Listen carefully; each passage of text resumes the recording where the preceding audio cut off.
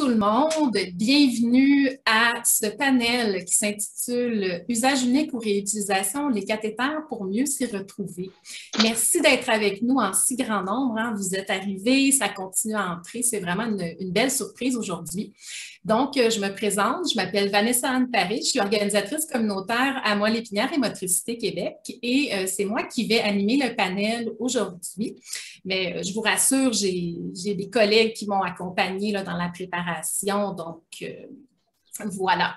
Le panel aujourd'hui est organisé dans le cadre de la Semaine québécoise des lésions médulaires. Nous en sommes à la 5e édition. Dans le fond, les Journées québécoises, ça vise à démystifier la question des lésions médulaires, à démontrer que oui, c'est possible de mener une vie active et épanouie avec une limitation fonctionnelle. Et ça sert aussi à adresser différents enjeux qui touchent à la fois les personnes lésions médulaires, les personnes en situation de handicap. Donc, les JQLM, comme on les appelle, sont offertes grâce au soutien de nos partenaires financiers et j'aimerais saluer principalement aujourd'hui nos partenaires de Hollister et Coloplast, avec la collaboration de qui on organise la rencontre. Et je dois préciser qu'au-delà du soutien financier qu'on a reçu, on a reçu énormément de soutien logistique aussi. Ils ont diffusé massivement l'invitation à l'activité, donc c'est juste vous dire que c'est très, très apprécié. Rapidement, Moelle-Épinière et Motricité Québec, on est un organisme à but non lucratif qui existe depuis 1946, qui a été fondé par des vétérans de la Deuxième Guerre mondiale qui sont revenus blessés à la moelle-épinière du combat. Et nous, notre mission, c'est de favoriser l'autonomie et améliorer la qualité de vie des personnes vivant avec une lésion à la moelle-épinière et plus largement des personnes en situation de handicap.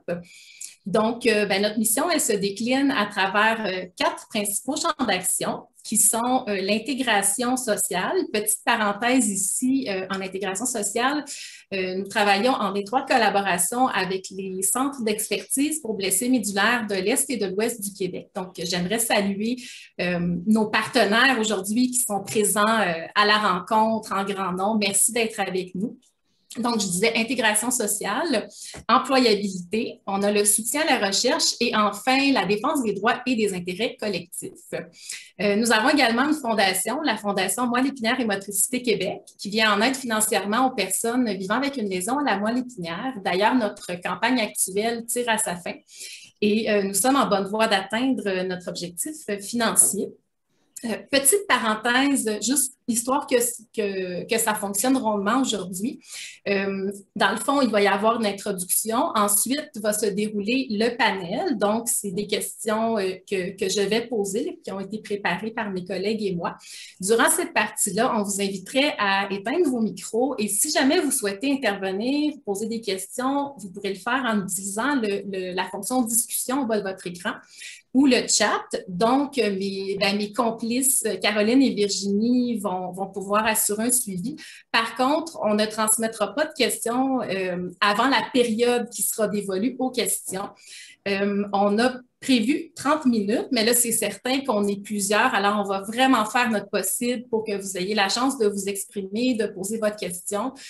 Si vous êtes un utilisateur ou une utilisatrice, de témoigner peut-être, mais ça se pourrait qu'on n'ait pas le temps de passer toutes les questions. Donc, nos panélistes, dans la mesure du possible, si jamais il y avait un petit dépassement de temps après 13h30, vont tenter de rester, mais ça se pourrait aussi qu'on doive clore, auquel cas on vous invitera à nous transmettre vos questions à Mémo Québec. Donc, vous avez reçu le courriel, vous avez nos coordonnées, ça va nous faire plaisir d'assurer un suivi là, par rapport à vos questions. Autre petite parenthèse, durant les Journées québécoises et les lésions médulaires, on fera à la fin des journées, donc samedi, au terme du spectacle d'humour qui va clôturer la semaine, on fera un tirage de prix de participation. Donc, pour toutes les personnes qui auront été présentes durant la semaine ou différentes activités, Il y en a 6 en tout. Donc, on va faire tirer 12 cartes cadeaux d'une valeur de 50 chacune. Ça s'adresse à tout le monde. Et un grand prix qui est une bourse d'une valeur de 1 000 qui sera réservée à nos membres en règle à Mémo Québec. Donc, on vous souhaite la meilleure des chances. Mes collègues et moi, on valide les présences à la fin de chaque activité. Donc, ne vous inquiétez pas, vous serez en lice pour les tirages. Est-ce que j'ai oublié quelque chose? Ah oui, je vais vous présenter très bientôt nos panélistes. En fait, je voulais simplement mentionner que cette année, c'est une année spéciale pour Mémo Québec, car nous célébrons nos 75 ans d'existence. Donc, juste avant d'enchaîner, j'aimerais vous présenter une petite capsule anniversaire. Ce ne sera pas bien long. Je m'apprête à vous partager mon écran.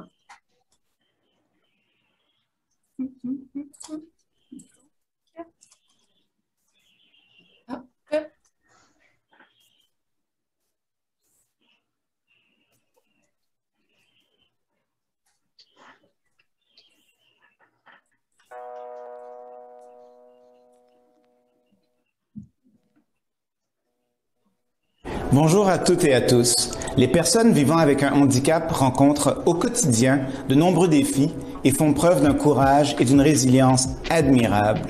Je suis très touché par leur réalité et j'ai à cœur l'amélioration de leur qualité de vie et le maintien de leur autonomie.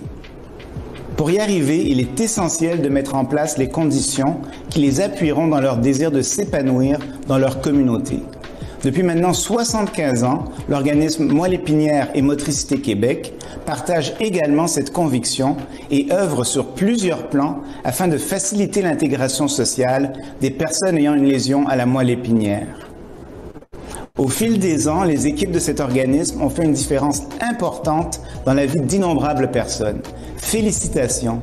Vous êtes un exemple inspirant d'engagement et le travail que vous accomplissez n'est rien de moins qu'extraordinaire.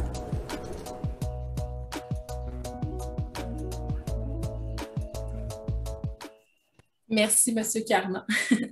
Je vais vous présenter brièvement nos panélistes. Ensuite, on aura quelques petites allocutions et on va enchaîner avec le panel. Donc, je souhaite la bienvenue et je dis un gros merci à Dr. Catherine Moore, qui est urologue pédiatre au CHU de Québec, Université Laval, et qui est aussi présente à l'Institut de réadaptation en déficience physique de Québec. Merci d'être avec nous. Merci et bienvenue à Lynne Côté, qui est infirmière clinicienne assistante aux supérieurs et médias en clinique externe à l'Institut de réadaptation généralisée de Montréal. Merci. Bienvenue et merci à Maître Elsa Assem, qui est chargée de cours au département des sciences juridiques de l'Université du Québec à Montréal et qui est spécialisée en droit de la santé.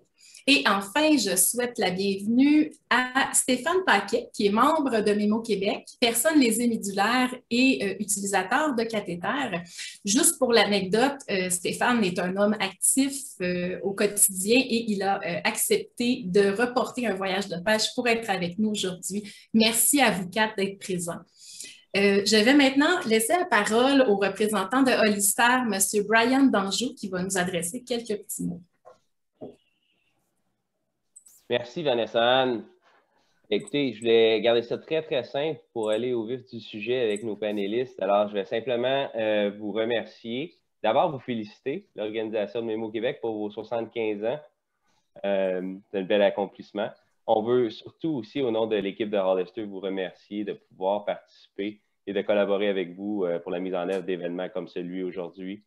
On va simplement vous remercier, tous les membres aussi de l'équipe de l'intégration sociale et les membres aussi qui font partie de votre défense des droits pour le travail qui est accompli au courant de l'année. Donc, on apprécie beaucoup votre travail. On est bien heureux et reconnaissant de participer et d'aider dans votre mission. Merci et bon panneau. Merci beaucoup, Brian. Je vais maintenant céder la parole à Mme Karine Vinet, qui est représentante de Coloplast, qui est avec nous aujourd'hui. Donc, bonjour tout le monde. Merci Vanessa pour cette belle introduction. Je me présente Karine Vinet.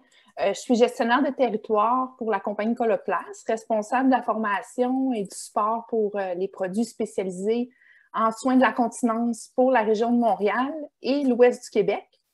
J'aimerais tout d'abord remercier Mémo Québec d'avoir organisé cet événement et aux panélistes qui ont donné de leur temps pour participer à cette importante discussion. Coloplast est fier de co-parrainer cet événement et je suis très heureuse d'être ici pour apprendre de certains des experts de ce panel. Chez Coloplast, notre mission est de rendre la vie plus facile pour ceux qui ont des besoins intimes en matière de soins de santé. Cela peut signifier beaucoup de choses pour beaucoup de gens, mais avoir accès aux bons produits, c'est fondamental.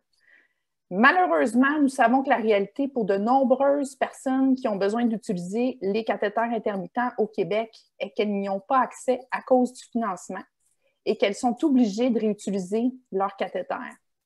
Nous sommes également parfaitement conscients que même lorsqu'il existe du financement, le processus et les exigences d'accès à ce financement peuvent être complexes, déroutants, lents et accablants. La réutilisation des cathéters peut présenter son propre ensemble de défis et de complications et ne devrait pas être une pratique qu'un usager devrait avoir à faire par obligation, particulièrement pour un usager qui est déjà aux prises avec une situation qui changera sa vie. Chez Coloplast, nous croyons fermement que la norme de soins pour toute personne qui utilise un cathéter intermittent devrait être à usage unique. Au cours des 2 dernières années, nous avons été très heureux de voir plusieurs organismes de la communauté, des professionnels de la santé, de l'industrie et du soutien aux patients prendre une position similaire. Toutefois, nous reconnaissons que même s'il s'agit d'une étape importante, il reste encore beaucoup de travail à faire en matière de défense des intérêts. Coloplast s'est engagé à travailler avec les patients, les professionnels de la santé, les groupes de soutien aux patients et les partenaires de l'industrie dans le but de voir un jour des cathéters intermittents entièrement financés par les gouvernements provinciaux et de sorte qu'aucun utilisateur canadien n'ait jamais envisagé de réutiliser ces cathéters. Nous félicitons Mémo Québec d'avoir attiré l'attention sur cette question au Québec et nous sommes fiers de continuer à travailler avec eux pour atteindre cet objectif important. Merci et j'aimerais souhaiter à tous une bonne conférence. Merci beaucoup, Karine. Oh, tu viens d'apparaître devant le logo. Merci beaucoup à vous deux, Brian et Karine. Maintenant, je vais céder la parole à Walter Zelaya, qui est directeur général de Mémo Québec. Walter va vous présenter un peu les raisons pour lesquelles on a souhaité organiser cet événement-là aujourd'hui, puis aussi vous parler de l'historique des actions qui ont été faites par Mémo Québec au fil des ans pour faciliter l'accès au matériel d'aide à l'élimination pour les gens qui en ont besoin. Donc, mon cher Walter, la parole est à toi. Écoutez, d'une part, merci à vous tous et toutes de votre présence aujourd'hui.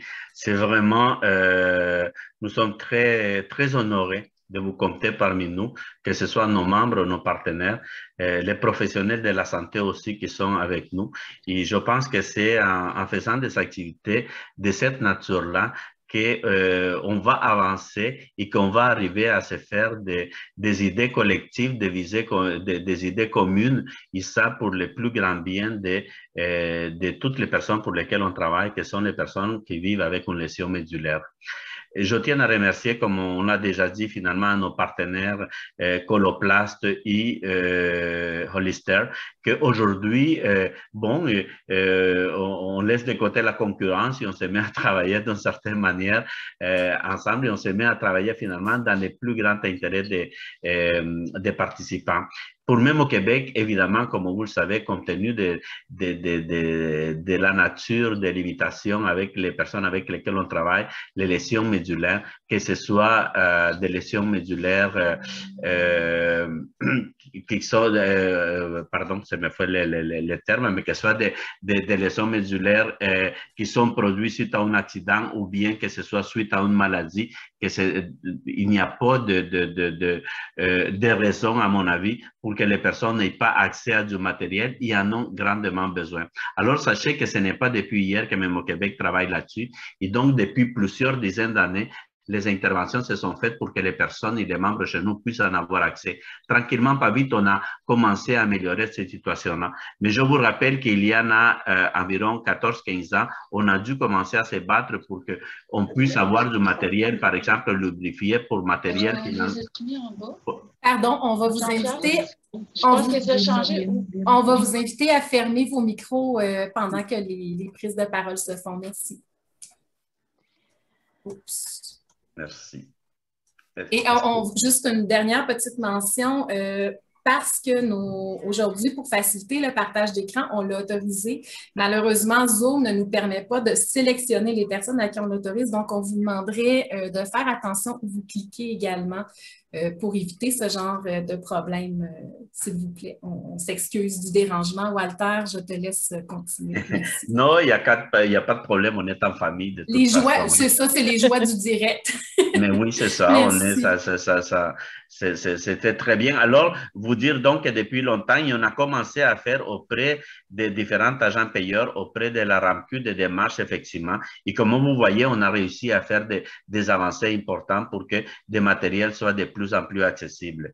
Vous rappelez aussi que c'était suite à des initiatives de l'Association des paraplégiques à l'époque, même au Québec maintenant, qu'il y a eu la création du programme de matériel d'élimination créé par le ministère de la Santé, programme qui a été révisé dans les dernières années. Et c'est un programme donc qui permet finalement de pouvoir financer des personnes qui ne comptent pas avec un agent payeur comme la SAC, comme la CNSST ou comme l'IVAC, ou qui ne sont pas sur la sécurité du revenu. Et là aussi, donc, il y a ce programme-là qu'on a réussi à le bonifier dernièrement pour nous assurer que la liste d'attente qu'il y avait soit complètement éliminée. Alors, nous sommes fiers quand même parce que vous savez, ce sont des gains qui des fois peuvent sembler petits, mais c'est quand même des gains qui changent la réalité de vie des personnes. Et là-dessus, je pourrais vous dire qu'en ce qui concerne la situation pour améliorer les conditions des personnes en situation de handicap, particulièrement les personnes laissées musulaires, même au Québec, a été et va continuer à être très intraitable par rapport à ces questions, parce que sont les questions qui sont les droits des personnes. Et aujourd'hui, j'aimerais qu'on puisse arriver avec un consensus en ce qui concerne au moins dans quelles conditions on doit utiliser le matériel d'élimination et à usage unique. Qu'on puisse finalement s'entendre partenaires des gens du milieu de la santé, les professionnels et les membres finalement, quel est, et quand on ne le fait pas, quand ce n'est pas l'usage unique de certains matériels, qu'est-ce qu'on doit respecter et comment on doit le faire. Alors, à mon avis, c'est important qu'on puisse clarifier ces choses-là parce que, comme vous le savez, malheureusement, actuellement, il y en a des membres, ce qui nous rapporte, c'est que malheureusement, pour des contraintes et pour des décisions qui viennent de gestion, se trouvent à utiliser du matériel qu'eux, ils considèrent empire leur situation. Alors, aujourd'hui, on réunit des personnes qui passent, qui viennent de différents horizons, qui ont différentes réalités. Et je pense qu'avec ça, on devrait avoir un portrait puis un regard plus juste. Alors, pour cela, merci beaucoup. Et puis, bonne journée JQLM, Journée québécoise de lésions médulaires. Merci beaucoup. Merci beaucoup à toi, Walter, pour cette mise en contexte fort pertinente. Alors, on va tenter de relever le défi que tu viens de nous lancer. On va virer la question dans tous les sens, on va la décortiquer ensemble. Donc, je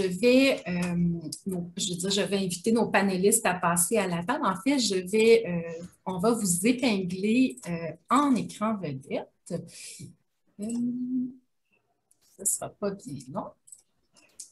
Ensuite,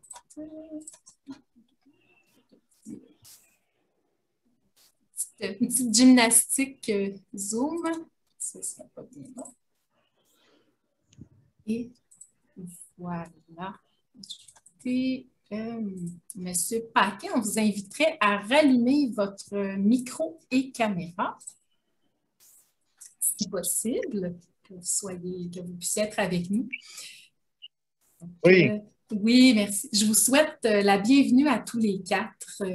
Donc, pour lancer le panel, d'abord, pour ce qui est pour les questions qui vont s'adresser à vous quatre, je vous propose l'ordre suivant. Donc, Dr. Moore, Lynn Côté, Maître Assem et M. Paquet dans cet ordre-là. Juste question que ça roule rondement. Donc, je vous lance ma première question. Est-ce que ce serait un genre de tour de table? Donc, je vous inviterai à vous présenter brièvement, parler de votre champ d'expertise ou dans le cas de Stéphane, de votre expérience en lien avec les cathéters et aussi de mentionner si vous avez vous-même une position quant à la question de l'usage unique ou de la réutilisation. Ça peut être une position qui est catégorique, ça peut être une position qui est nuancée. Là, il y a vraiment, les deux sont possibles. Alors, la parole est à vous, Dr. Moore. Donc, bonjour. Merci beaucoup de l'invitation. Ça fait quelques événements avec Mémo Québec que je fais et je trouve ça toujours très enrichissant et parce qu'il y a toujours une belle conversation. On va voir ce que le virtuel va nous permettre aujourd'hui. Donc, je suis médecin spécialiste, urologue de formation, donc urologue clinicien et chirurgien. J'ai fait ma résidence à l'Université Laval et je suis allée faire une surspécialisation là, à Toronto, là, à ce qu'on appelle communément le SickKids en urologie pédiatrique, incluait là-dedans le centre de réadaptation pédiatrique aussi. Quand je suis revenue en pratique au CHU de Québec, on m'a donné le défi là, d'assister à la transition, principalement des gens avec spina bifida, pensant de l'enfance vers l'adulte, parce que nous, nos centres de réadaptation, ils sont vraiment étiquetés pédiatriques et adultes et sont séparés. Donc, il y a vraiment une transition physique qui se fait et de mode de fonctionnement aussi. Donc, ça fait un petit peu plus de 10 ans maintenant que je suis du côté du centre de réadaptation adulte, là, anciennement le centre François Charon, qui est maintenant l'IRDPQ. Merci. Merci beaucoup. Lynn, la parole est à vous.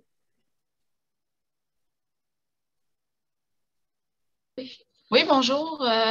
Moi, je suis Lynn Côté. Je travaille à la clinique externe déjà depuis 8 ans.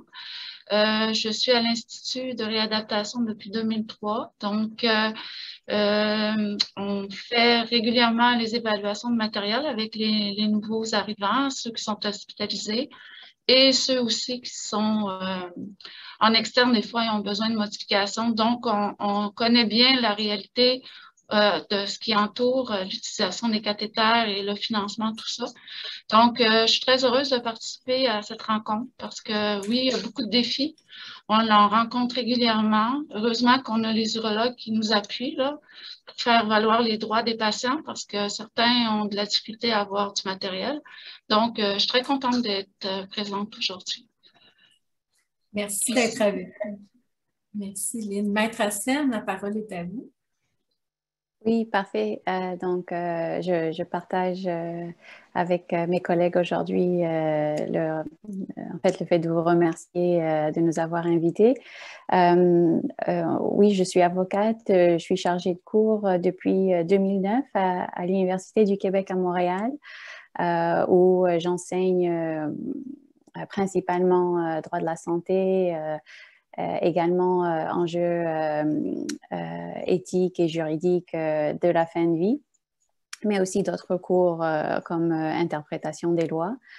En fait, en 2013, j'ai déposé ma thèse à l'UQAM qui portait justement sur la réutilisation du matériel médical à usage unique. Et c'était une thèse qui a été réalisée grâce à une bourse du Conseil de recherche en sciences humaines du Canada. Donc, voilà un peu pour mon parcours. Merci beaucoup, Maître Assem. Monsieur Paquet, la parole est à vous. Oui, moi, depuis 2010, j'ai eu un accident de la route.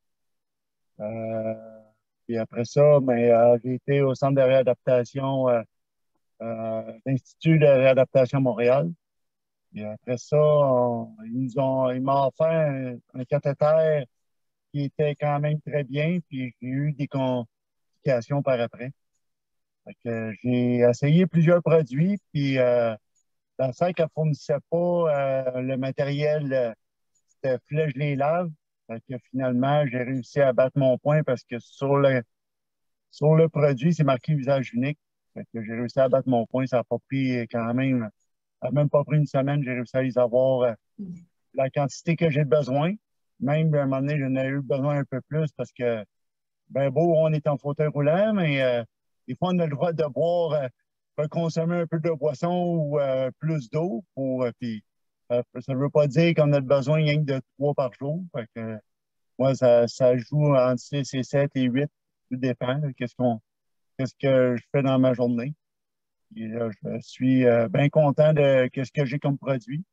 Et j'espère que si ça peut changer au niveau de la RAMQ, j'aimerais bien ça. En tant que vous avez dû vous battre, mais puis que vous avez des espoirs, fondé des espoirs là, pour que... C'est ça, mais je suis contre la réutilisation, là, mais regarde, on essaye de débattre ça. Bien, merci Stéphane. Je vous lance la question, Dr. Moore, Lynn et Maître Assem, pour ou contre la réutilisation des cathéters? Donc, vous vouliez que je commence, là. Oui. Donc, dans un monde idéal, celui avec des nuages des licornes vers lequel on tend, oui, là, on devrait favoriser l'usage unique. Le développement de la réutilisation s'est fait par nécessité et non pas par obligation. La première considération pour la réutilisation, c'est vraiment d'ordre monétaire, parce que même avec un agent payeur, ben, on n'a pas nécessairement tout là, à la scène près. Puis même quand on a un agent payeur, ben, finalement, c'est quand même un coût sociétal qui est quand même là, important. Le problème qu'on a, c'est que les gens ne sont pas traités comme un individu, mais comme différentes enveloppes budgétaires. Donc, si je fais une hospitalisation, je suis une personne différente de la personne qui a une liste de matériel. Quand on regarde ça globalement, ben, peut-être qu'il y a certains avantages. Là, on en reparlera peut-être plus tard. Deuxième considération pour la réutilisation, ben, je pense qu'il y a notre petite fibre verte ou écolo qui peut y penser aussi. Mais je pense que quand on regarde globalement, si on évite, par exemple, une hospitalisation ou même à la limite une visite à l'urgence, probablement que quelques cathéters de plus dans une journée, on dépasse largement en matériel plastique et tout ça lors d'une hospitalisation et même juste une visite à l'urgence.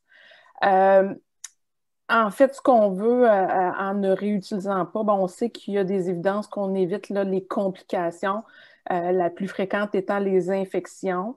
Les produits sont effectivement bien étiquetés, usage unique, qui ont été développés pour ça. Il n'y a pas eu de contrôle de qualité au niveau du plastique, au niveau des œillets, au niveau des frottements, de l'incrustation, du biofilm. Là. Donc, ce sont tous des arguments contre. On sait quand même qu'il y a une bonne proportion des gens qui vont réutiliser par facilité, mais surtout par nécessité. Donc, si on peut vaincre le côté monétaire de la chose, je pense qu'il y a plein de gens qui le faisaient par nécessité, qui vont avoir la liberté à ce moment-là de choisir ce qu'ils font. Merci pour votre réponse nuancée et éclairante. Lynn, à votre tour. La même chose pour nous.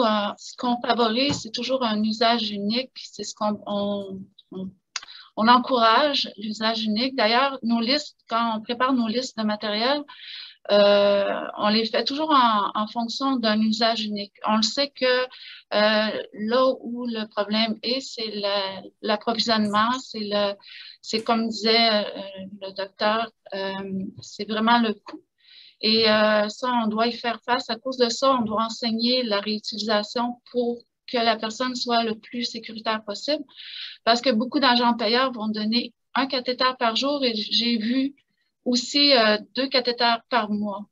Donc, on n'a pas le choix d'aller dans ce sens à cause de cette réalité-là, mais ce n'est pas ce qu'on encourage. On encourage un cathéter par utilisation.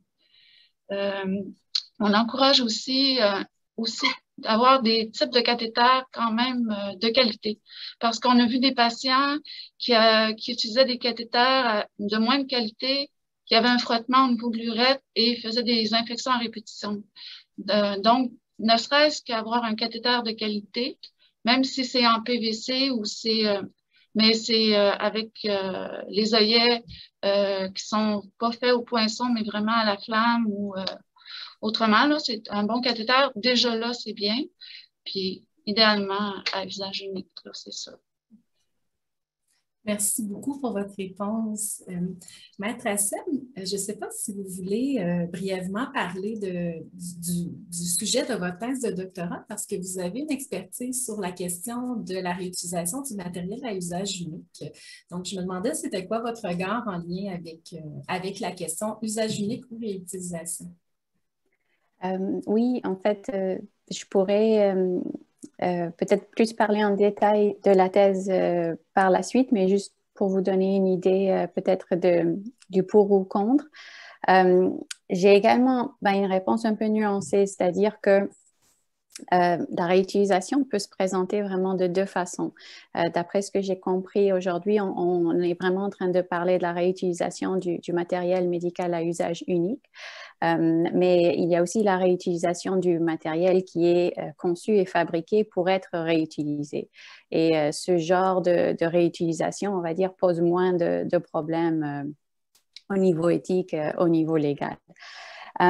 Par contre, pour ce qui est trait à la réutilisation, on va dire, du matériel jetable, uniservice, ce qu'il faut réaliser, c'est que en fait, au Canada, il y a un encadrement normatif déjà pour la mise en marché de ce genre d'instrument médical. Donc, c'est approuvé, c'est testé. C'est autorisé par Santé Canada suite à des études que le fabricant a effectuées dans ce sens-là.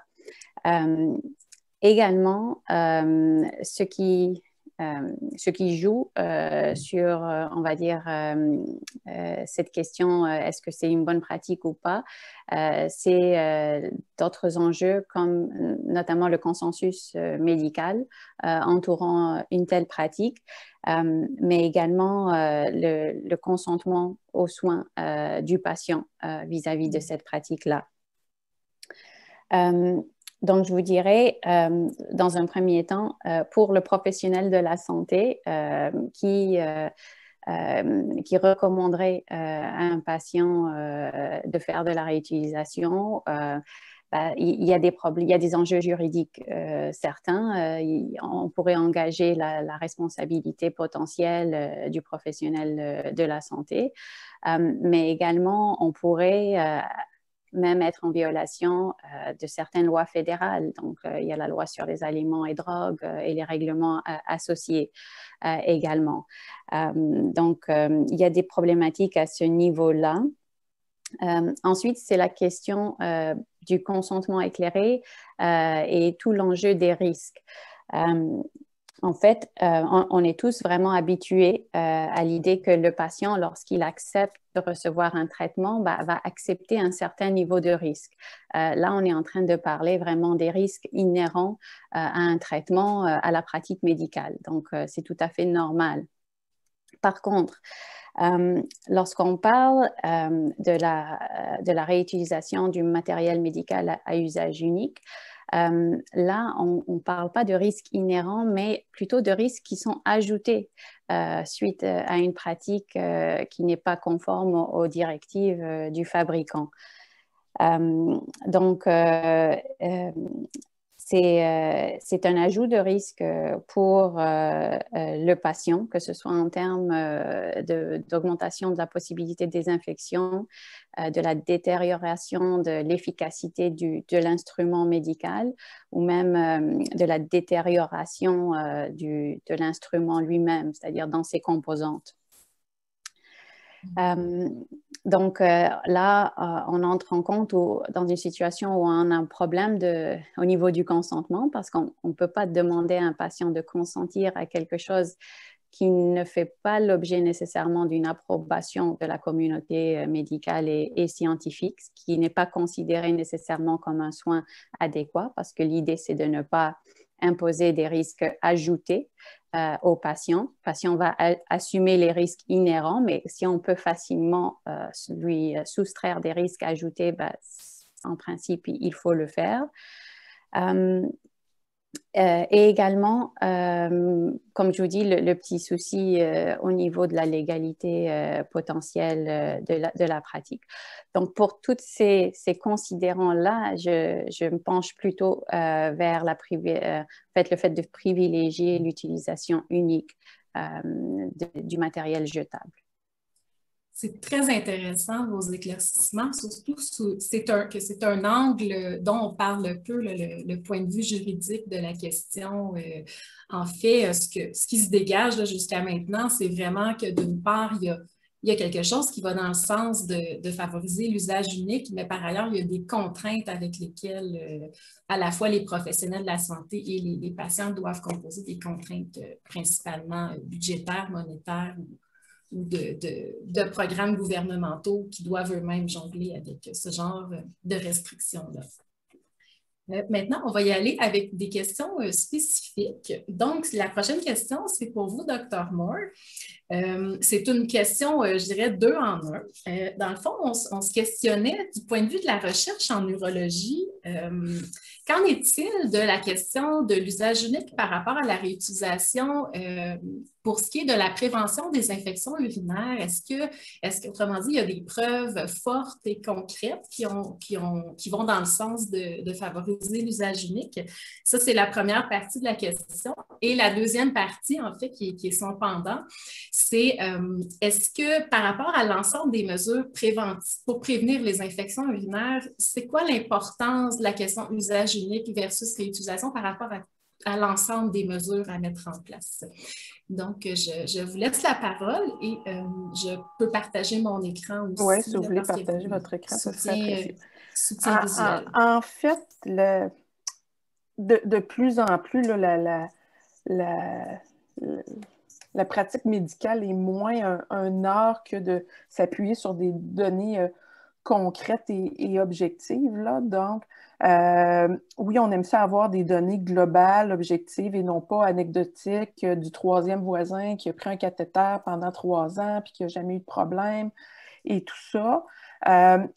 Je vais baser là, mes commentaires avec 2 documents canadiens là, qui sont très récents, soit celui, là, les recommandations canadiennes faites par les soins infirmiers, le regroupement canadien qui date d'avril 2020, et le deuxième qui est les guides de pratique là, qui a été fait par...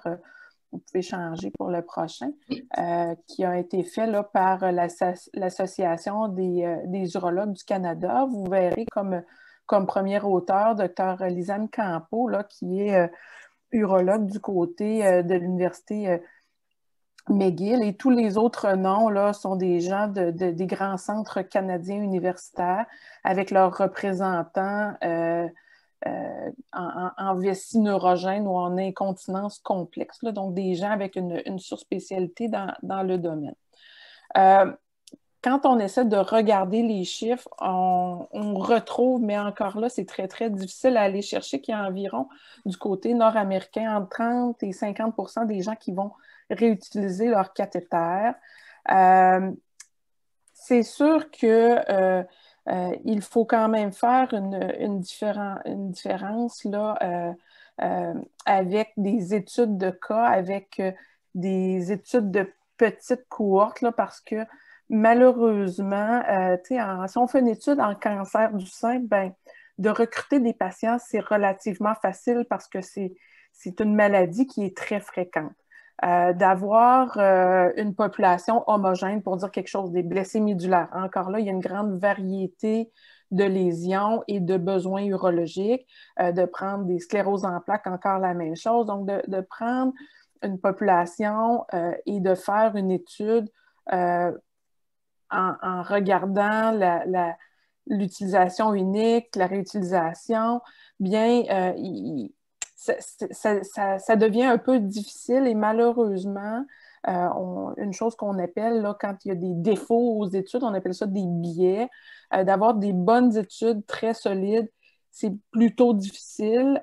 Les 2 guides de pratique que vous avez vus, c'est des gens qui ont révisé nombre et nombre de littérature, de papier pour essayer d'écrire un consensus. Bref, les 2 travaillent dans le même sens de ce qu'on a nommé tantôt, d'essayer de viser l'utilisation unique. C'est sûr qu'on a aussi la difficulté de recruter des patients, mais il y a aussi la difficulté de dire qu'est-ce qu'une infection urinaire? Parce qu'on sait que chez nos patients avec des sondes à demeure ou des cathétérismes, ben, à un moment donné, si on fait une culture d'urine comme ça, la majorité du temps, on va trouver un germe, là, une bactérie, et il faut faire la différenciation entre une bactérie asymptomatique, donc la présence de bactéries qui ne donnent pas de problématique. On peut appeler ça aussi une colonisation, c'est-à-dire que si on fait un test là, de bactéries sur la peau, bien, on va en trouver plein, mais on n'a pas d'infection de la peau, on est en cohabitation. Bien, c'est un peu la même chose là, au niveau vésical quand on utilise là, des cathéters de façon répétée. On sait que la moyenne des gens vont faire 2,5 infections par année.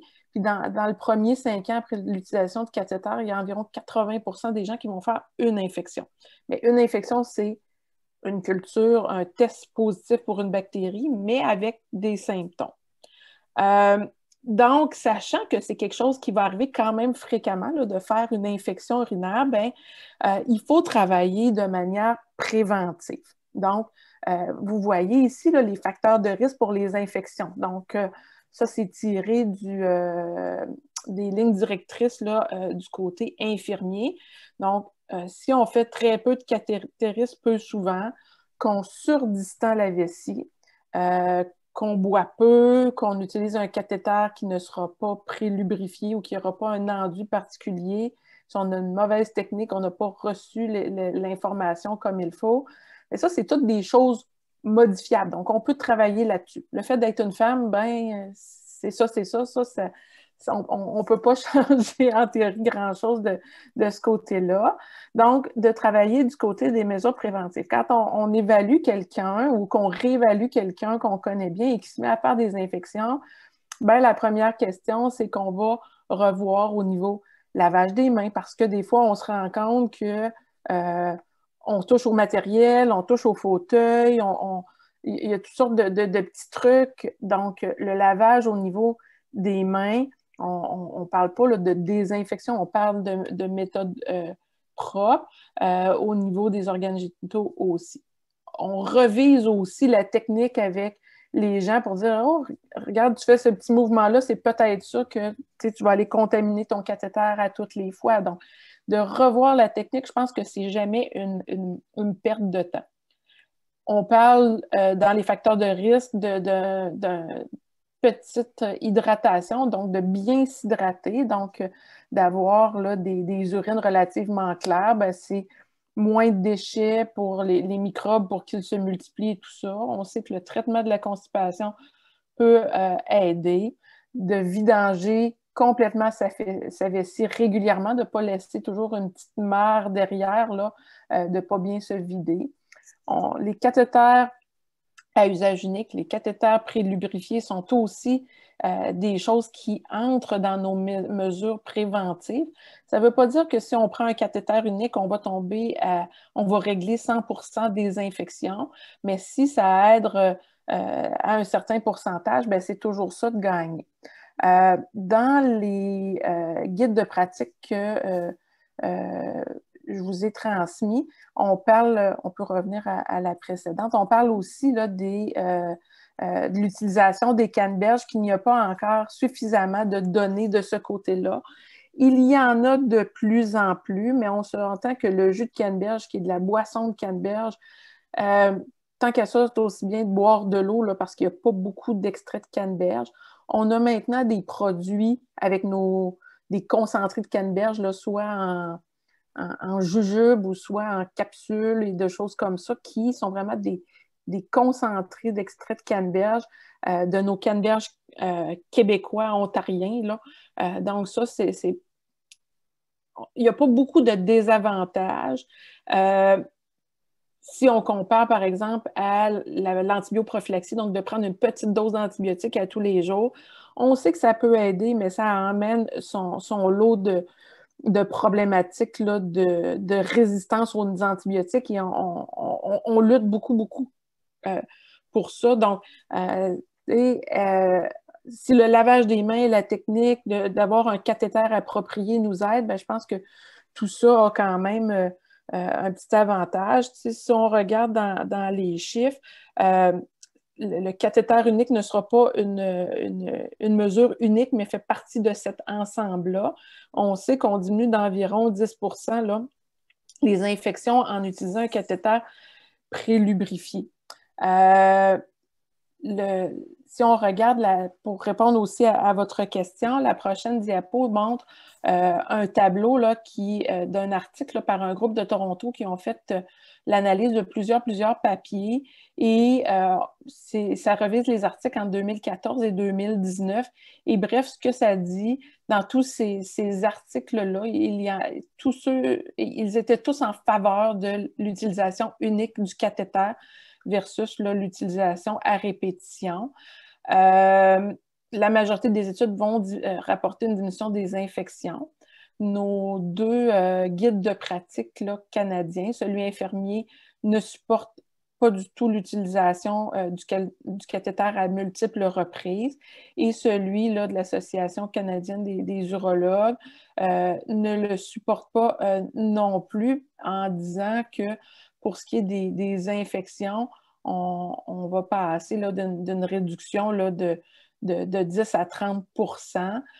Donc, c'est quand même des arguments qui sont intéressants. Cependant, si on va chercher dans les dépliants, les brochures d'information aux patients, bien, on va retrouver, je vais vous montrer l'exemple de celui qui est ma prochaine diapo là, de l'Association canadienne des urologues. Bien, dans la brochure sur le cathétérisme intermittent, il y a une section. C'est vrai, excusez, j'en ai passé une. Là. Ça, c'est dans l'Association canadienne des urologues. Là, vous voyez qu'il y a une recommandation pour ceux qui utilisent des cathéters. Nous suggérons d'utiliser un cathéter unique. Et les cathéters, là, c'est hydrophiliques spéciaux, car ils peuvent diminuer la fréquence des infections. Mais vous voyez que il y a des forces d'énoncer des qualités des données. Malheureusement, on est dans des données qui sont faibles. Et finalement, c'est ma dernière diapo là, pour répondre à la question.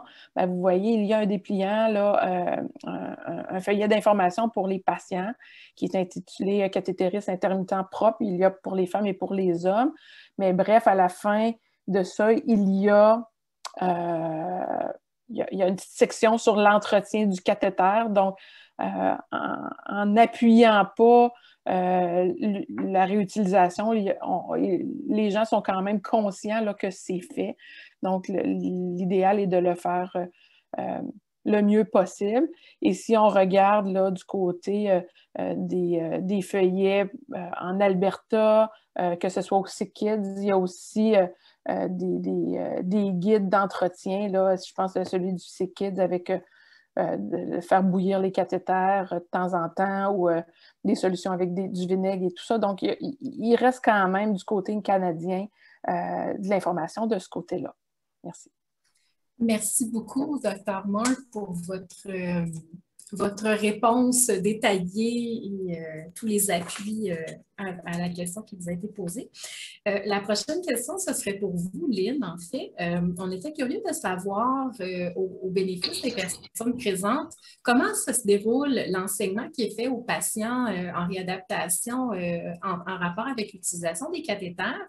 Puis également, on se demandait si, dans le cadre de cet enseignement-là, il y avait un enseignement qui était fait sur le lavage en vue de faire une réutilisation des cathéters. En fait, les patients qui sont hospitalisés, c'est un enseignement, c'est une technique stérile parce qu'ils sont en milieu hospitalier. Donc, une fois à la maison, c'est la technique aseptique qu'on enseigne. Ça veut dire qu'on encourage l'usage unique, mais c'est tout le lavage des mains avant toute la procédure, puis le lavage des mains aussi après avoir nettoyé les parties génitales.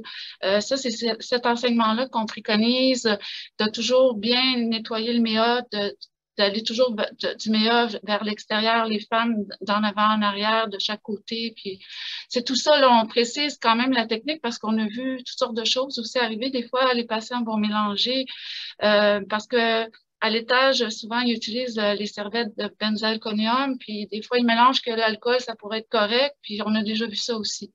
Puis, à la maison, on n'encourage pas les serviettes de benzalconium parce que ça enlève tout au niveau de la peau, la protection naturelle de la peau. Donc, nous, ce qu'on encourage, c'est vraiment plutôt de laver chaque jour avec l'eau du savon au moins une fois dans la journée, une bonne douche ou, si c'est pas possible, au moins de l'eau et du savon. Le reste du temps, ça va être les serviettes humides. Et puis, grosso modo, c'est ce qu'on encourage. Pour la réutilisation, à ce moment-là, dépendamment de l'agent payeur, puis qu'on sait que la RAMQ, c'est 1 par jour qui est octroi, nous, on va quand même demander le nombre exact, puis on va essayer de le justifier, en espérant que ce soit accepté. Mais si c'est pas accepté, on va encourager de laver le cathéter. C'est sûr que là, je regardais, eux, la plupart, il y a beaucoup d'endroits qui utilisent le savon. Puis le rinçage, nous, c'est pas qu'on préconisait juste le rinçage à l'eau froide pendant 1 minute. Mais on va peut-être se réajuster en fonction de ce qu'on entend. Je vais en parler aux conseillères qui sont présentes ici, là, puis s'il faut, on va s'ajuster, c'est tout. Mais c'est grosso modo, ce qu'on leur dit, c'est que c'est pas idéal, mais en même temps, je dois vous dire, dans pratico-pratique, je trouve important quand même de l'enseigner parce que j'ai déjà vu des gens un 24 juin qui urinaient normalement au congé, puis tout à coup, ils étaient en rétention. Puis ils se retrouvaient avec un cathéter, pas beaucoup d'endroits pour aller en acheter, ou en tout cas, bref, ils étaient un petit peu mal pris. Fait que dans ce temps-là, tu peux te retrouver des fois aussi, tu as oublié tes cathéters, tu te retrouves dans un chalet. Je trouve ça bien quand même d'enseigner qu'il y a une possibilité de laver dans un cas urgent ou par nécessité, pour que la personne ne soit jamais au dépourvu. Fait que c'est dans ce sens-là qu'on l'enseigne. C'est plus par nécessité. Mais tout ce qui était mentionné, là, les surfaces doivent être bien nettoyées, maximiser, en fait, pour éliminer le plus de possibilités de s'infecter, les surfaces sur lesquelles on dépose les cathéters, le bon lavage des mains tout le temps avant, pendant la procédure, après, puis toujours avoir déposer les cathéters sur des surfaces propres. C'est tous des éléments qui peuvent aider. Puis comme disait le médecin tout à l'heure, c'est d'avoir toutes les techniques parce que des fois, on pense que les patients, dans leur habitude, tout est correct, mais quand on gratte un petit peu pour revoir, des fois, c'est un petit détail qui fait que ça les... Fait que grosso modo, c'est l'approche qu'on a avec les patients. Merci beaucoup, Lynn. Dans le fond, vous les outillez pour qu'il y ait la palette des options pour faire face à toutes les situations possibles, finalement. Oui. Merci. Prochaine question, c'est pour vous, Maître Assem. En fait, c'était concernant votre thèse de doctorat, justement, sur la question de la régulation, de la réutilisation du matériel à usage unique. Si vous pouviez nous c'est difficile comme exercice, mais nous la résumer dans les grandes lignes. Puis surtout, qu'est-ce que vous avez appris, qu'est-ce que vous avez constaté qui vous a frappé dans le cadre de vos recherches? Ah oui, avec plaisir. En fait, ma thèse a été déposée en 2013, donc ça date quand même un peu. Mais d'après ce que je vois, la situation n'a pas nécessairement changé tant que ça. En fait, le but de la thèse, c'était vraiment de comprendre l'évolution du phénomène de la réutilisation du matériel jetable, on va dire critique et semi-critique donc de certains appareils qui rentrent en contact avec le sang de la personne ou bien qui sont carrément implantés chez la personne au Québec et depuis les années 1970.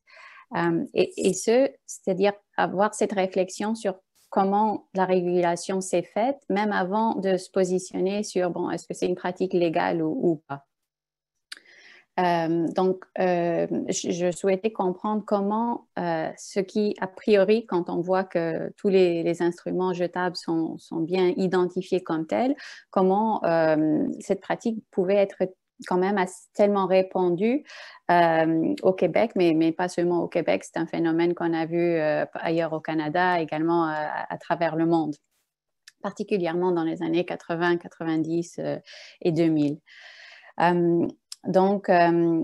Aussi, ce qui m'a frappé, c'est qu'à part une directive qui a émané du ministère de la Santé en 1976, qui interdisait la réutilisation du matériel uniservice, il n'y avait pas vraiment de réglementation juridique sur cette question.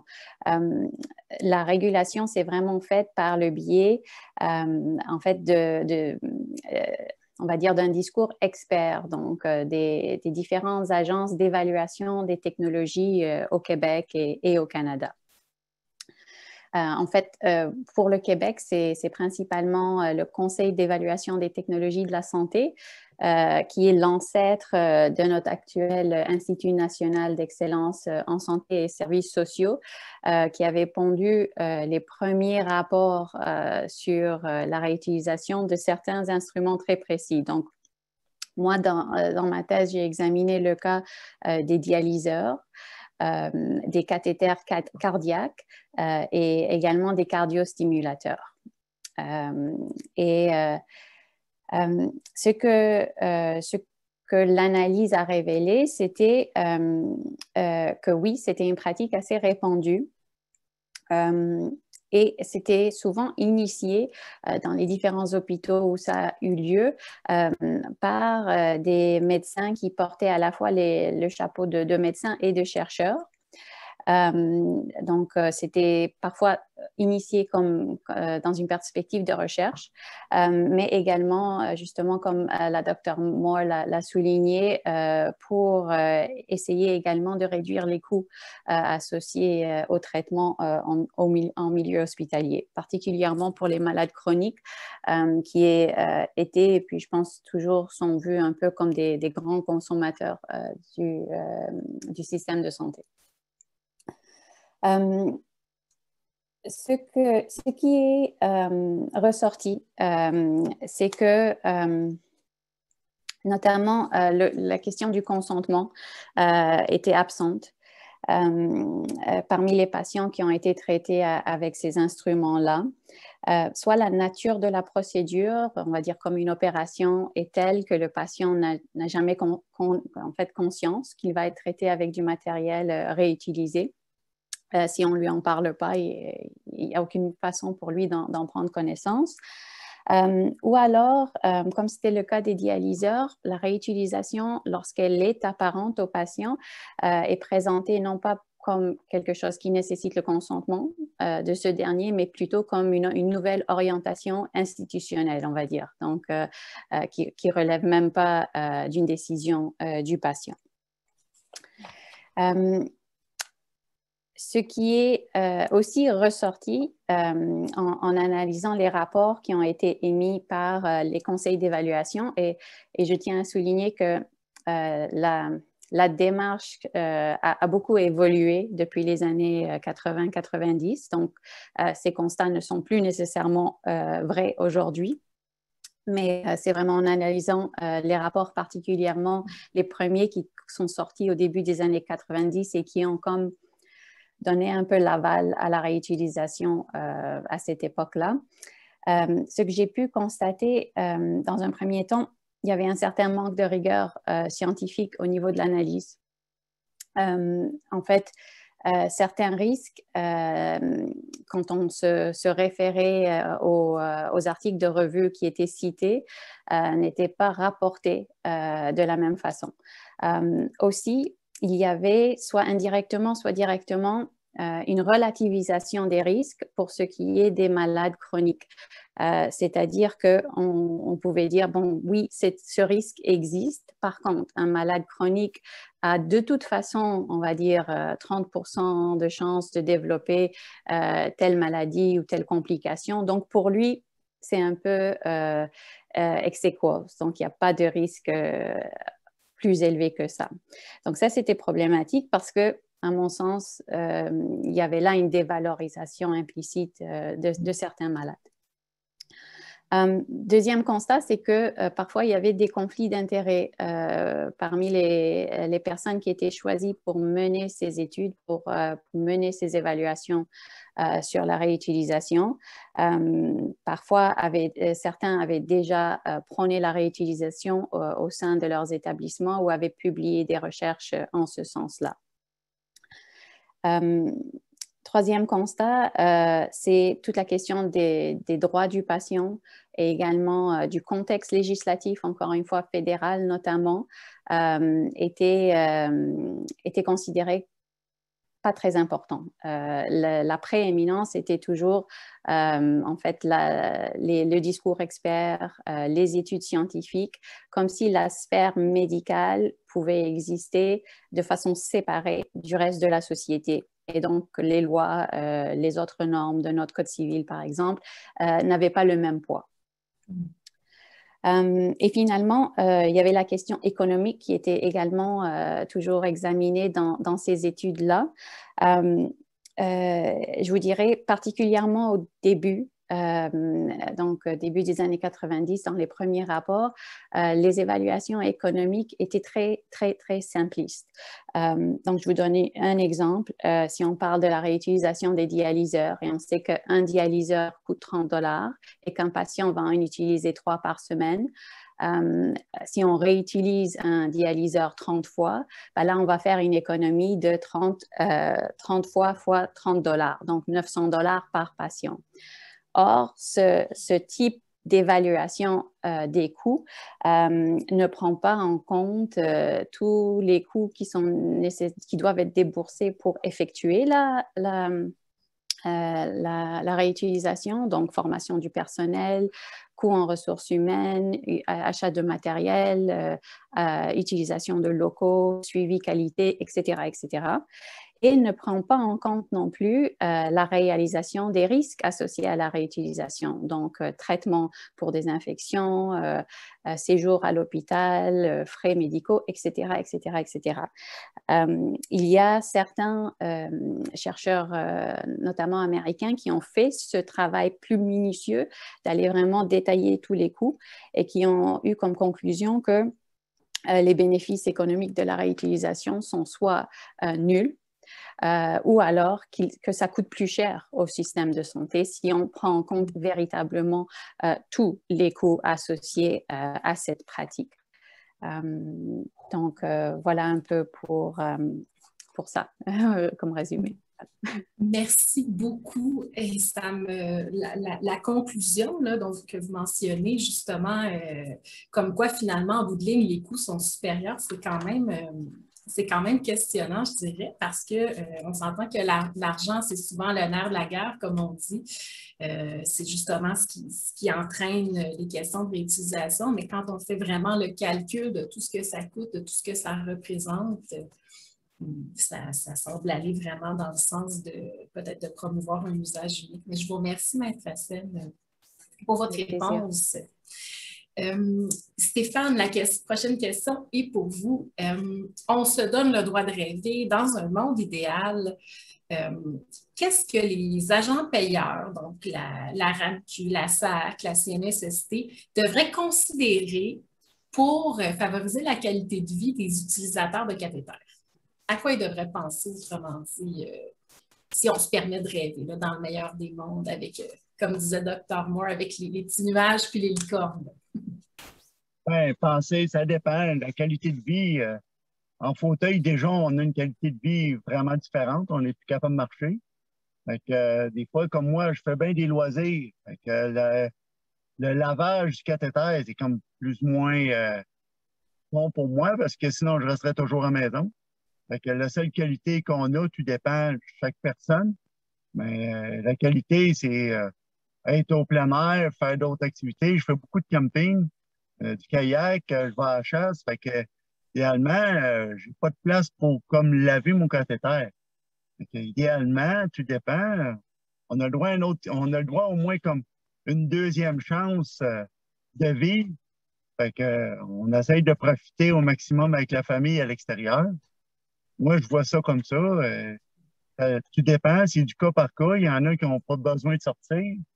Le lavage, peut-être qu'ils pourraient en garder un à la maison pour le laver, mais idéalement, tout dépend. Comme moi, là, je ne peux pas le laver chaque fois qu'il va sortir. Je ne le mettrai pas dans la rivière, le rincer puis le remettre dans un sac.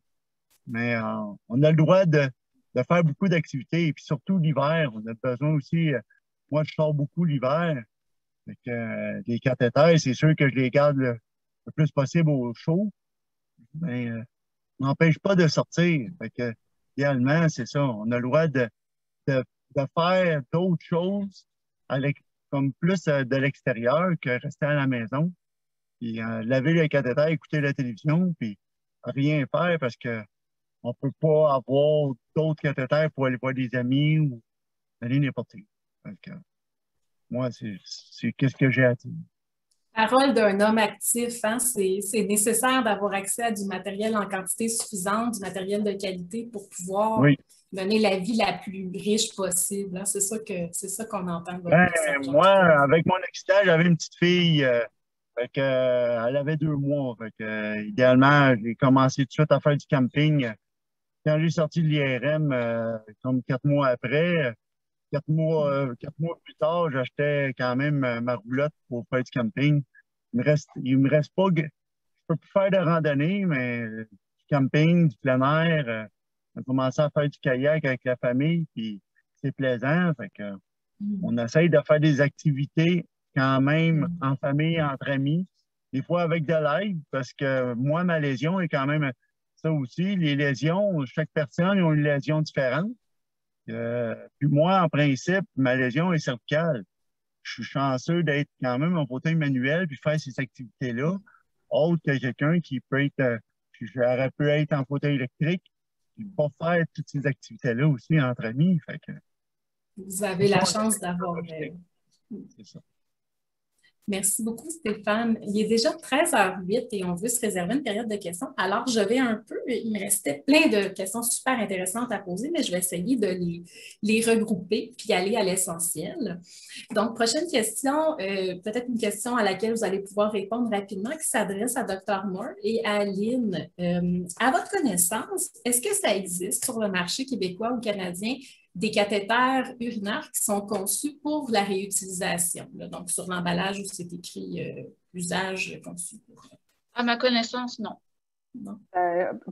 Moi, j'ai revérifié, puis du côté de Santé Canada, c'est vraiment usage unique. Du côté de la FDA, qui est l'équivalent américain, là, il n'y en a pas d'approuvé. Il y a certains, en fouillant, je suis tombée sur des sites de fournisseurs qui jouent sur les mots, là, parce qu'il y a c'est écrit single patient use puis single use, donc utilisation pour le même patient, uniquement le même patient. Donc, mais je pense que la réponse est simple. Là, il n'y en a pas. Merci beaucoup.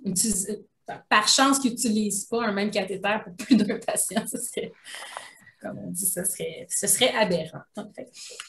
J'aurais une dernière question qui va s'adresser à vous 4, en fait, mes chers panélistes. Une double question. Si vous étiez en mesure de donner des conseils à la fois aux utilisateurs de cathéters pour les amener à défendre leurs intérêts en matière d'accès au matériel, et deuxième volet de la question,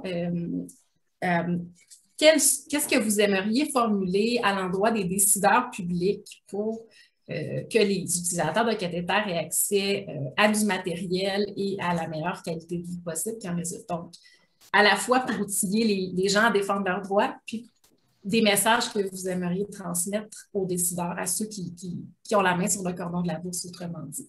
Ce serait quoi? Alors, Dr. Moore, on va y aller avec vous. Ben, c'est sûr que, tu sais, on est là plus, nous autres, du côté médical comme soutien parce que je pense que ce qu'il faut, c'est d'être persévérant, de bien préparer son dossier là, avec des argumentaires. Tu sais, j'ai des athlètes paralympiques, ben, quand ils s'entraînent, ils boivent 5 litres d'eau par jour. Ben, peut-être qu'ils ont besoin de plus de cathéters ces journées-là. Utiliser le réseau de contacts, là, nursing médical, puis on va vous épauler là-dedans. On écrit des lettres à la SAC, à la CNESST, aux différentes compagnies d'assurance, mais je pense que de dire la vérité, hein, de pas, parce que malheureusement, je pense qu'il y a des règlements, parce qu'il y a des gens qui ont fait des abus, qui ont engrangé, qui vendent sur Kijiji, leur matériel supplémentaire. Ça, je pense que ça nuit à tous les autres. Mais je pense qu'on a des beaux exemples. T'sais, nous, du côté IRDPQ, le Botox, comme on était une clinique externe, les gens devaient fournir leur Botox. Bon, on s'est battu. Maintenant, c'est la clinique, là, c'est le CIUS qui paie. Donc, tu sais, quand c'était des gens de la SAC ou de la RAMQ, c'était facile, mais par exemple, quelqu'un qui était assuré chez Desjardins puis qui voulait payer 60 ben, le 40 il était cher à assumer. Donc là, tu sais, c'est des batailles au fur et à mesure qu'on gagne, mais il faut, on s'attend, on part pour la guerre puis il faut être outillé pour. Là. Merci pour votre réponse. Lynn, qu'est-ce que vous aimez? La même chose pour nous, c'est qu'on doit se battre souvent pour les patients, pour faire valoir leurs points. On a les urologues qui appuient leurs demandes, on justifie. Des fois, c'est plusieurs interventions pour y parvenir. Mais on ne devrait pas avoir à faire ça. Même moi, ce qui m'étonne, c'est qu'on donne des prescriptions aux agents payeurs avec l'usage unique, donc, mettons, 2200 par année de caté, puis malgré tout que c'est une prescription d'un médecin, c'est pas considéré. Ils vont maintenir leur quota. Ça, j'en reviens pas. C'est une recommandation d'un urologue. Puis il y a d'autres choses aussi. C'est que moi, ce qui vient me chercher, c'est pas seulement au niveau des cathéters. Ben, les cathéters, comme les patients qui ont une atteinte de la moelle épinière due à un cancer, la RAMQ ne couvre pas ces patients-là. Pour moi, ça n'a pas de sens. Comme ça n'a pas de sens qu'un patient, on peut aller de ce côté-là aussi, qu'il y a des difficultés avec les laxatifs, qu'on a tout essayé, un échec des laxatifs, mais ce n'est pas couvert le péristine. Pour moi, ça n'a pas de sens parce que c'est un besoin.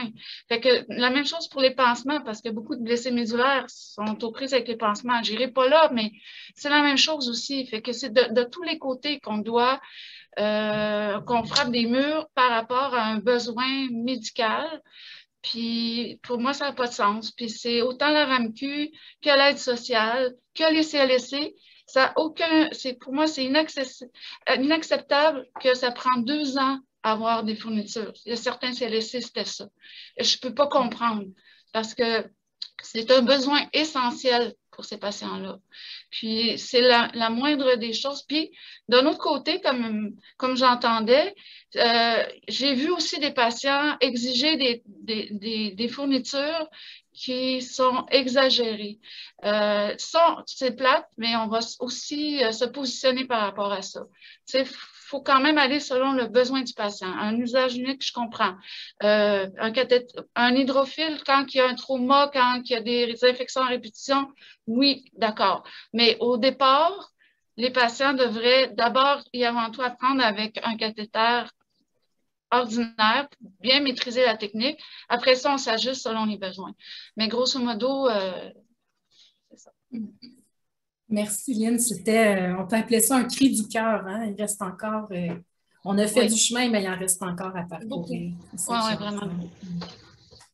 Maître Assim, est-ce que vous aurez des conseils sur comment on pourrait... Oui, je fais écho à ce qu'ont dit la Dr Moore et Madame Côté. Je pense que dans un premier temps, c'est sûr que on va dire le teamwork, hein, la collaboration entre patients, médecins, infirmières et autres soignants est est peut-être une des meilleures façons d'essayer d'avoir accès à ce dont ont besoin les patients.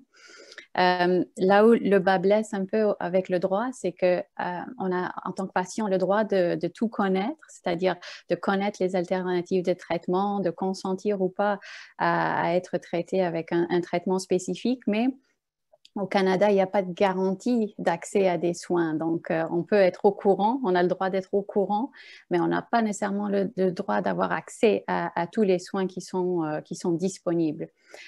Par contre, encore une fois, peut-être le point névralgique, c'est de se demander si oui ou non un traitement avec un instrument à usage unique, c'est-à-dire la réutilisation de cet instrument-là, devrait être considéré comme un traitement ou pas, à cause de tout ce dont on a discuté aujourd'hui. Et finalement, je dirais que oui, c'est le dialogue. Je suis déjà tombée sur une étude, mais ça mériterait peut-être d'être actualisé à un moment donné, qui disait que la proportion du budget, et c'était, si je ne me trompe pas, je ne suis pas sûre si c'était canadien ou américain, mais la proportion du budget, on va dire, qui est alloué dans nos systèmes de santé à du matériel qui est destiné à l'utilisation exclusive des patients représente vraiment un pourcentage infime du budget de la santé. Donc, quand on veut essayer de faire des économies, on le comprend tous. Par contre, il faut parfois peut-être se focaliser sur des domaines où l'impact sera réel et non pas se focaliser sur des situations où les bénéfices seront minimes de toute façon, parce que le budget est déjà très minime pour ces fournitures-là. Donc, voilà. Ça se résume à ça, mais oui, c'est important que le patient soit informé, qu'il parle avec ses soignants et qu'ils agissent ensemble s'ils veulent justement peut-être avoir des débouchés à ce niveau. On dit l'union fait la force.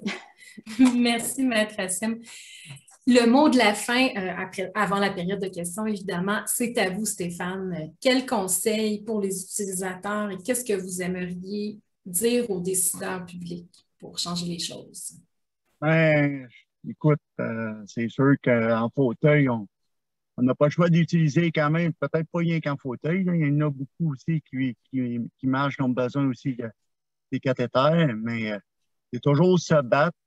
Surtout RAMQ, d'après moi, c'est là le gros problème qu'on essaye de défendre. Mais la personne qui est au bout de ça et qui fait les budgets, mais lui, il n'a peut-être pas besoin puis il ne sait pas c'est quoi peut-être exactement le cathéter. Mais quand on a besoin d'avoir une vessie en santé puis essayer d'être en santé le plus longtemps possible, on n'a pas juste 10 ans à vivre. Il y en a, c'est 30, 40, 50, 60 ans qu'on a. Puis si on est obligé de prendre beaucoup d'antibiotiques dans notre vie, puis après ça, on est résistant aux antibiotiques, à un moment donné, il n'y a plus rien à faire. Fait que, pour ça, dommage qu'ils ne pensent pas sur notre côté à nous. Puis faire attention. Il y a c'est peut-être du cas par cas.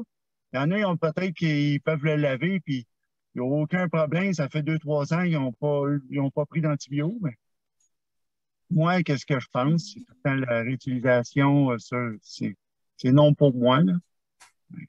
Moi, c'est pas pire avec la c'est du cas par cas.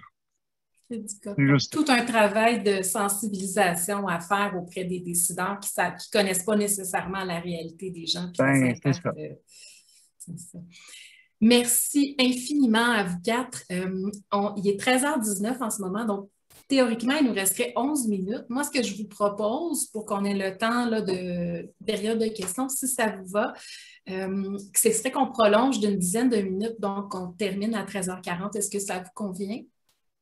Oui. Parfait. On vous invite à rester avec nous, mais on comprend si vous devez quitter à 13h30 pour les participants. Alors, ma complice Virginie va m'aider avec les questions. On en avait en attente, je crois qu'il y en avait 7 ou 8 dans le chat et il y a sûrement des gens dans la salle. Alors, Virginie, si tu veux donner les droits de parole, je vais vous retirer les écrans en évidence. Comme ça, on va pouvoir se voir en mosaïque. Ça va être sympathique. un petit peu plus. Vas-y, Virginie. Oui, ben en fait, il y avait une question dans le chat de Jesh 3002 qui disait qu'il aimerait savoir là, par quel moyen passer pour que la RAMQ lui octroie un cathéter par jour. Si on vous invite à prendre la parole librement si vous avez réponse à la question. Je m'adresse aux panélistes ou encore quelqu'un dans la salle qui s'y connaît. Moi, je dirais que la RAMQ doit octroyer minimum un cathéter par jour. Ça, c'est déjà ce qui est accepté. Donc, si la personne a beaucoup d'infections à répétition, s'il y a des problèmes, un trauma, à ce moment-là, on peut faire accepter un cathéter par utilisation. Mais ça prend une justification avec un urologue. Mais ce qui est déjà octroyé, c'est un par jour. Oui, je pense que cette personne voulait savoir, en fait, comment se faire octroyer un par jour, parce que, à ce que j'en comprends, elle n'aurait pas ça en ce moment. Il y a devant moi. Non, c'est un par jour. Mais je dirais que c'est avec l'aide de son suivi urologique, faire prescrire par son urologue le nombre de cathéters qui est idéal pour elle et de le présenter à la RAMQ. Souvent, nous, on fait du matériel, mais je ne sais pas son suivi, c'est à quel endroit. Si c'est avec le CLSC, ça peut être un intervenant du CLSC qui fait la démarche aussi. C'est ce que je dirais de faire, c'est la façon de faire, avec une prescription médicale. Je vous remercie de votre réponse. Je pense que c'est complet. Okay. Il y avait Marie-Julie qui se demandait peut-on se faire évaluer en externe? Il me semble que Lynn Côté l'a mentionné en début d'intervention et si oui, comment? Se faire réévaluer en externe? Ouais, oui, exactement. C'est parce que idéalement, ça prend un suivi en externe. Si on n'a pas eu, parce qu'il y a eu un oubli ou quoi que ce soit, il faut un suivi serré en urologie pour les blessés médulaires. Donc, je dirais, c'est de demander à son médecin de famille une demande de consultation dans sa région. Je ne sais pas à quel endroit elle se trouve. Puis, il va avoir un suivi en urologie à ce moment-là. Ça n'en prend un de toute façon, avec les tests qui vont suivre après. Si je peux renchérir pour notre centre à nous, là, parce que je ne me prononcerai pas pour les autres, les gens qui sont déjà connus, qui sont déjà inscrits, existent dans le système. Donc, oui, de repasser par le médecin de famille puis la consultation. La problématique, il faut que la consultation soit orientée au centre parce que maintenant, avec ce qu'on appelle là, le CRDS, là, qui est, je m'excuse, un peu une poubelle à n'importe quoi, bien ça va être envoyé un peu n'importe où. Donc, c'est de refaire signe au centre de réadaptation par l'intermédiaire du médecin de famille, mais malheureusement, il y a beaucoup de gens qui n'en ont pas ou qui ont des médecins de famille qui ne sont pas accessibles. Quand vous êtes inscrit, en fait, là, je me prononce juste pour celui de Québec, là, quand vous êtes connu et inscrit, bien, de nous refaire signe. Théoriquement, ça fait quelques séances de ménage qu'on a fait parce que on a eu une équipe là, qui s'est dissoute rapidement à une certaine époque. On a rattrapé des gens, mais malheureusement, on se rend compte que les cracks là, du système, elles sont énormes et elles sont sans fond. Donc, de dire, moi, je n'ai pas eu de suivi, comment ça? Tous les gens sont inscrits au suivi long terme, là, peu importe. Donc, faites-nous signe et on repartira de votre situation. Et si la vie va bien, puis tout ça, puis que vous n'avez pas nécessairement besoin de nous revoir, mais que c'est des histoires de liste de matériel ou des choses comme ça peut être aussi simple que ça aussi, parce qu'il y en a qui ont besoin d'être vus aux 6 mois. Il y en a qui ont besoin d'être vus aux 5 ans, mais de se garder. Puis il y en a qui ne veulent plus venir nous voir. Ça, on le sait aussi, mais je pense que ça reste particulièrement important pour ceux qui ne veulent pas venir nous voir. Ça veut dire qu'on vous a peut-être chicané à un moment donné ou quelque chose comme ça. Prenons la route en passant par autoroute 40. Oh, on s'est fait couper la parole par un GPS. Oui, c'est ça. ne faut pas perdre le cap, c'est ça que ça veut dire. C'était bien complet. En fait, ici, j'ai des gens des commentaires là, qui renchérissent sur ce que nos panélistes ont dit. J'ai Marie-Julie qui avait dit « Ce n'est pas du tout réaliste, effectivement, lorsqu'on est actif, que de laver nos cathéters, ne serait-ce qu'en salle de bain commune, hello la dignité. » Donc, puis en effet, ce serait vraiment pas l'idéal de faire ça en public pour tous.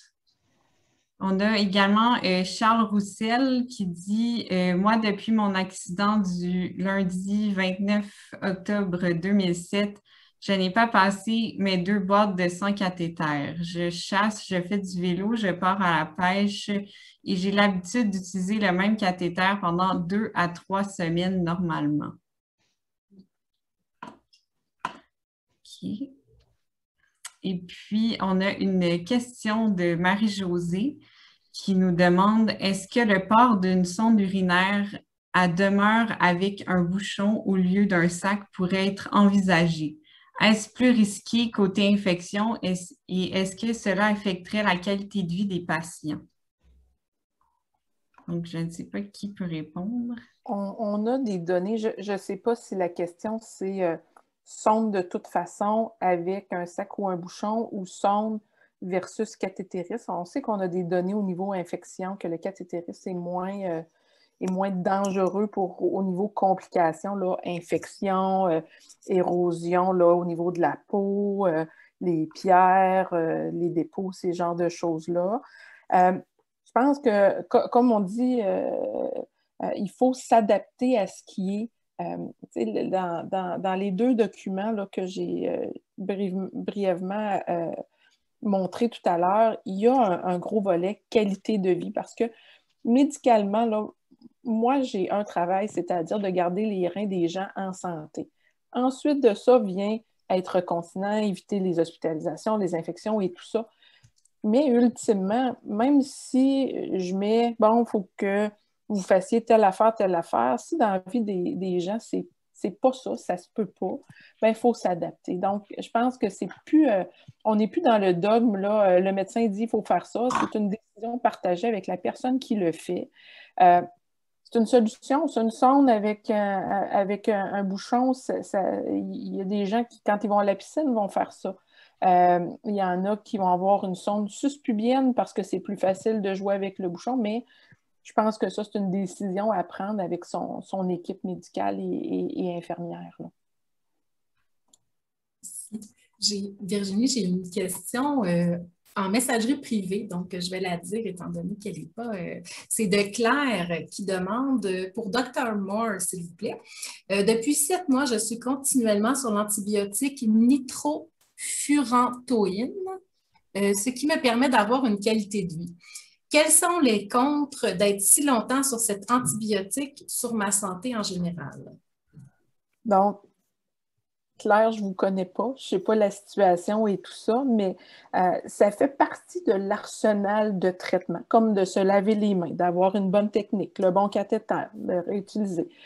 Il y a des gens chez qui on a besoin de se rendre à ce niveau-là, des fois de prendre une petite dose, qui est souvent un quart de dose d'antibiotiques à tous les jours. Bien, au bout de l'année, c'est peut-être beaucoup moins d'antibiotiques que de prendre 3, 4, 5, 10 gros traitements dans une année. C'est sûr que les gens que je vois, moi, à toutes les fois, bon, ça fait longtemps qu'on n'a pas fait d'infection, pensez-vous que ça serait le temps de diminuer? Tu sais, les antibiotiques, c'est un outil très intéressant pour beaucoup de choses, mais on veut aller contre.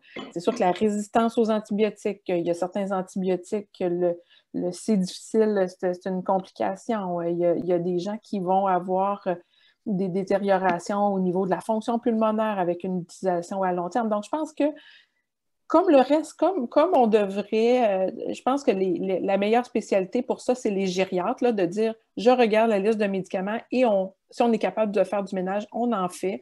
Mais je pense que du côté urologique, j'essaie de faire la même chose là, avec les anticholinergiques, avec les antibiotiques, avec bien des choses. Bien, je pense qu'il faut se poser la question, mais si la solution fait que vous n'êtes pas hospitalisé 4 fois dans l'année avec des traitements intraveineux, ben, en bon français, so be it, là, c'est peut-être ça la meilleure solution, mais faut se re-questionner comme à toutes les fois au niveau urologique quand on fait le tour, ça fait partie des questions qu'on se pose. Parfait, merci beaucoup. On a également, en fait, Marie-Blanche Rémillard qui voudrait poser une question. Donc, Marie-Blanche, tu peux ouvrir ton micro. C'est pas principalement une question, mais c'est comme une sorte d'intervention où je me dis, pour moi, là, qui utilise des cathéters, fait des cathétérismes intermittents depuis plus de 22 ans, qui n'a jamais eu aucune infection, qui lave à répétition. Qui lave mon cathéter un certain nombre de fois, puis qui, quand tu pars en voyage, c'est toujours à usage unique, sitôt que je sors de la maison, c'est usage unique. Mais je regarde aussi que moi, je suis capable de me laver sans aucune difficulté. Moi, je peux prendre ma douche tous les jours. Moi, j'ai le contrôle complet de mes mains, de mes bras, je suis forte.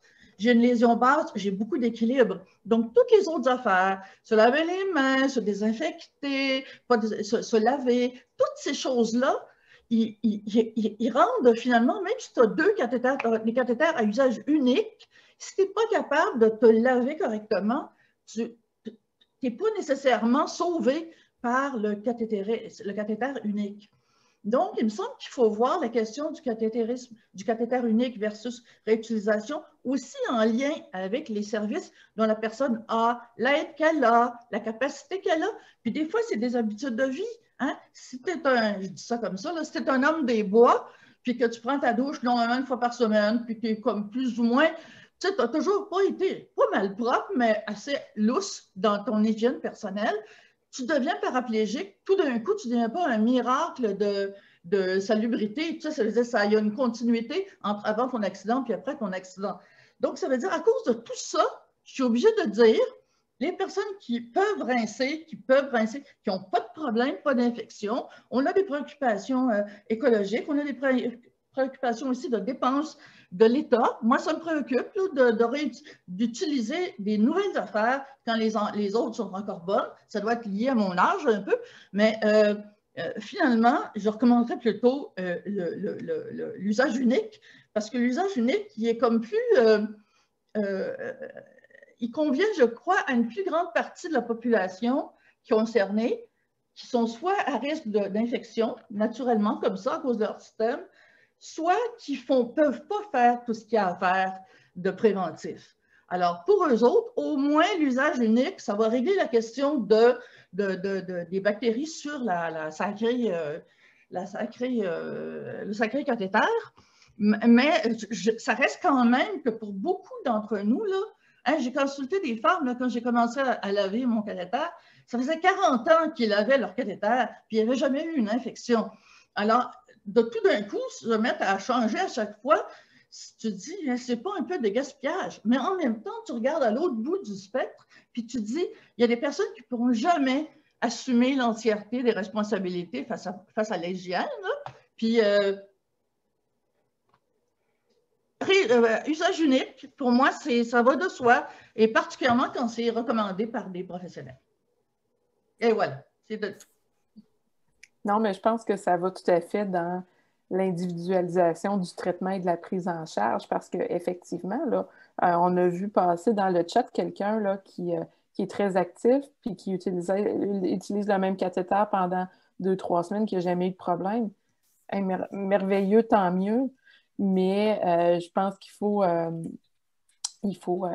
comme j'ai dit au début, malheureusement, il faut y aller avec des données objectives. Et ça tend à nous dire qu'on devrait utilisation unique, mais effectivement, quand on est dans la maison, dans nos choses, on est en équilibre avec notre environnement. Ce n'est pas la même chose quand on part dans un avion, là, méchant contrat. Il y a des gens qui vont mettre une sonde à demeure le temps du voyagement. Donc, je pense qu'effectivement, votre témoignage est tout à fait pertinent et met vraiment la table pour dire qualité de vie importante et de vous éviter, en fait, on veut juste que la salle de bain, de vider la vessie, là, malheureusement, ça n'arrive pas une fois par semaine, c'est plusieurs fois par jour, mais il ne faut pas que ça soit le centre de la vie. Hein? Comme Stéphane disait tantôt, il faut y aller en camping, il faut y aller, pas dire « Ah, mais non, dans une heure, je vais être dû pour faire mon cathétérisme, je ne peux pas aller au centre d'achat. » Bon, là, on ne peut pas y aller, là, mais bon, un jour, ça reviendra à la normale. Je vais sortir mon petit pendule. Vous savez qu'on est en période de prolongation. On est en série, comme on dit. Il nous reste 4 minutes. Donc, on va bientôt terminer. Peut-être 1 ou 2 interventions. Je ne sais pas, sur le chat, il y avait une question qui concernait la méthode Flip-Flow. Et il y avait une question de Valérie aussi qui se demandait si c'était possible d'envisager de fabriquer des cathéters en acier inoxydable et si ça pouvait faciliter la réutilisation. Alors, je lance ces 2 questions-là, puis après ça, on va conclure la rencontre.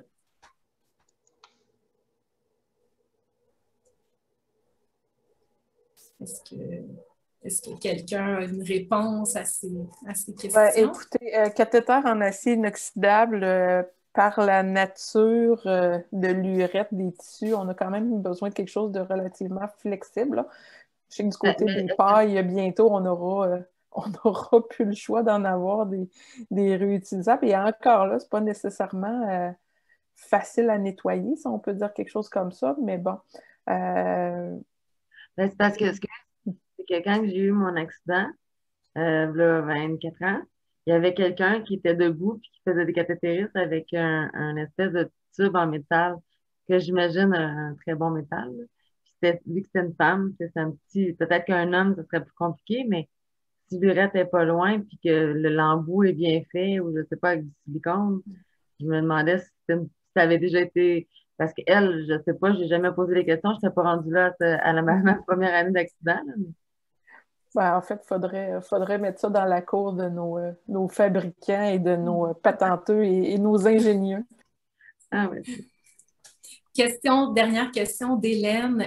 Est-ce que le dispositif Flip-Flow peut être utile? Quelqu'un sait ce que c'est? Moi, je ne le sais pas. Oui, ça peut être très utile pour les sondes à demeure parce que ça permet... On peut mettre comme il y a une dame qui disait, là, tu as une sonde, puis tu veux juste mettre un petit bouchon, soit pour aller à la piscine, soit pour pas traîner un sac urinaire. Donc, c'est quelqu'un qui n'a pas beaucoup de dextérité pour ouvrir la clampe. C'est vraiment une clampe qu'on met au bout de la sonde, puis ça facilite la vidange. Parce que le Flip-Flow, c'est comme un petit tube qu'on rentre dans la sonde avec une clampe qu'on rabat. Fait que là, c'est plus facile au niveau de l'extériorité pour l'ouvrir puis vider la sonde. C'est ça un Flip-Flow. Merci beaucoup, Lynn. Alors, cette réponse va clore cette 1h40 qu'on vient de passer ensemble. Je veux remercier une fois de plus Dr. Catherine Moore, Lynn Côté, Maître Elsa Assem et Stéphane Paquet pour votre présence, pour avoir accepté ce mandat-là de nous aider à décortiquer cette question-là de l'usage unique ou de la réutilisation des cathéters. Merci également à toutes les personnes présentes. Merci à nos commanditaires Hollister et Coloplast.